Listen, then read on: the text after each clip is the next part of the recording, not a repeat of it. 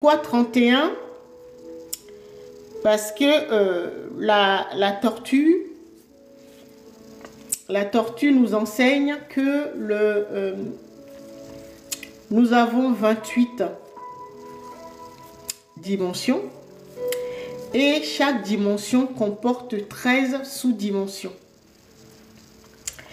Et la dimension 29, c'est là où se trouve ce qu'on pourra appeler Dieu avec un grand D.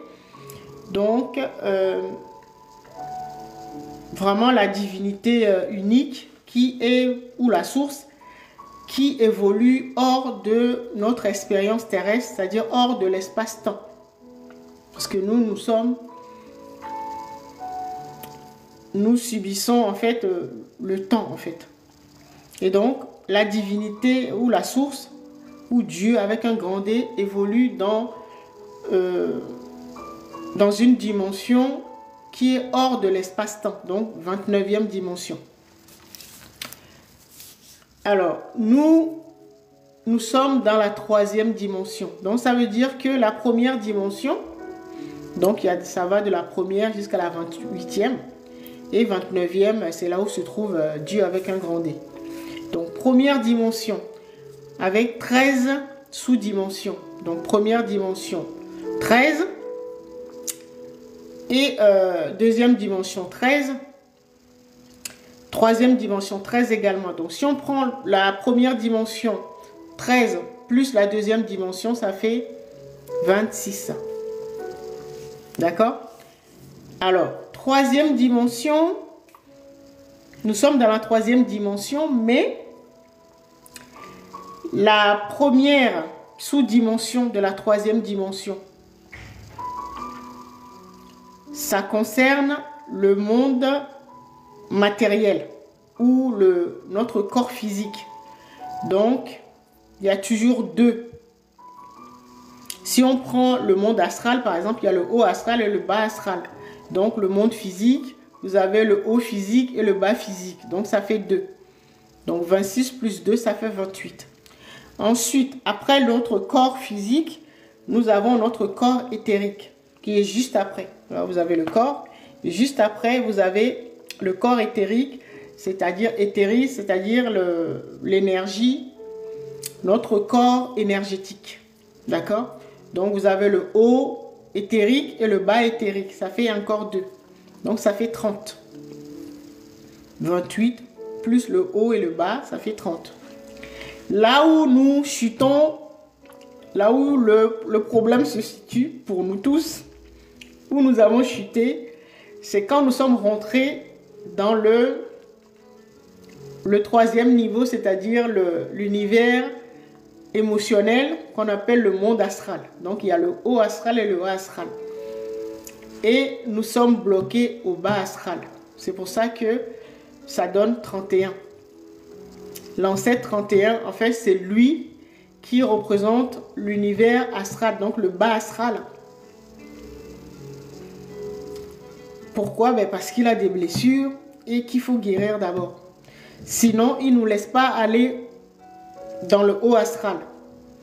Donc, vers l'ancêtre 32. Et ensuite, on rentre dans l'univers mental. Donc, les idées, les pensées. Et donc, le bas mental, c'est l'ancêtre 33. Et le haut mental, c'est l'ancêtre 34. Et ainsi de suite. Mais là où nous chutons, là où il y a le problème, c'est au niveau du bas astral en fait. Donc, c'est pour ça que je l'appelle l'ancêtre 31. Parce que dès que vous avez fini de régler le problème de l'ancêtre 31, donc du bas astral, qu'on appelle les enfers, c'est fini. Il n'y a plus de problème jusqu'à la dimension 28. Là où ça coince, c'est uniquement au niveau du bas astral.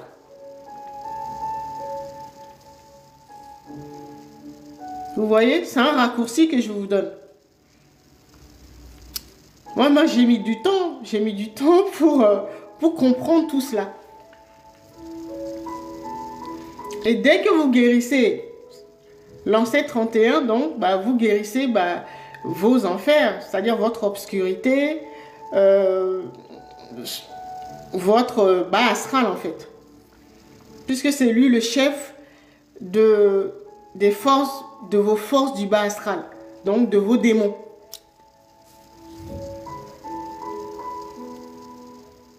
Et vous avez vu le dessin animé, l'extrait du dessin animé Moana que j'ai posté hier ou avant-hier, en parlant de la guérison de l'ancêtre 31. C'était un prélude à ce live. Vous avez vu Moana dans le dessin animé, elle a réussi à guérir son ancêtre 31, la déesse Tefiti.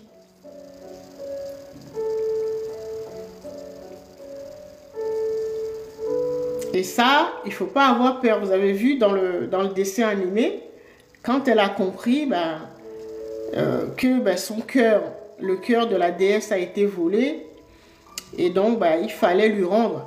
Donc ça, c'était la méthode de guérison qu'elle avait choisie, donc lui rendre son cœur. Tout ça, c'est symbolique. Mais on ne va pas en parler aujourd'hui. Et donc, quand elle était prête, elle a dit, ok, je suis prête à affronter mes démons. C'est-à-dire le démon principal, le chef de ces démons. Donc c'est pour ça qu'elle a demandé à ce qu'on la laisse venir à elle. Et donc vous voyez, elle ressemblait vraiment à un démon avec un être vraiment enflammé, vous avez vu. Et donc elle n'en a pas eu peur, elle a laissé venir et puis elle lui disait... rappelle-toi de qui tu es, au fond de toi, tu sais qui tu es. Donc en fait, elle s'adressait à son ancêtre 31. Et donc, elle a fait ce qu'elle avait à faire, elle lui a redonné son cœur. Et ensuite, vous avez vu ce qui s'est passé, la magie.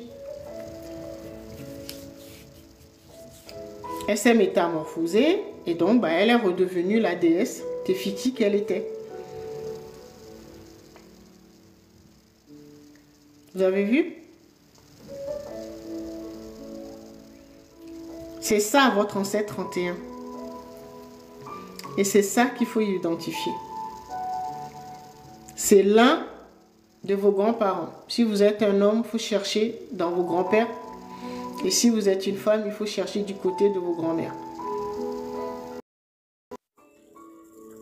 Tout faire pour en connaître un peu plus sur son histoire. Donc il faut investiguer, il faut devenir un inspecteur. En savoir un peu plus. Mais pour pouvoir guérir cet ancêtre.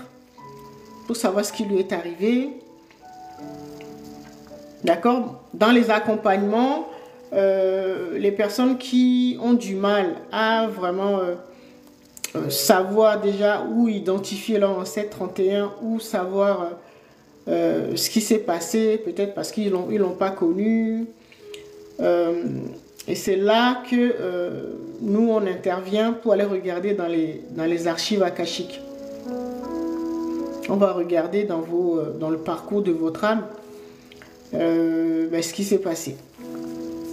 Mais normalement, si vous êtes un peu sensible et que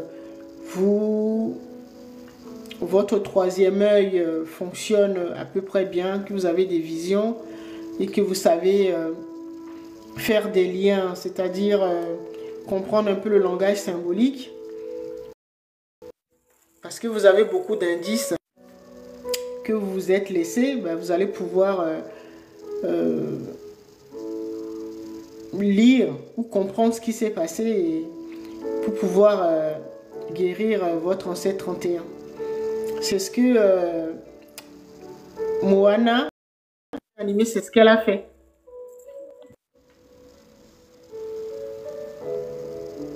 Elle a voulu en savoir un peu plus sur la déesse Tefiti, ce qui lui est arrivé. Et voilà. Quand elle a compris ce qui lui est arrivé, elle a su comment la guérir. C'est ce que vous devez chercher à faire. Et donc, pour commencer,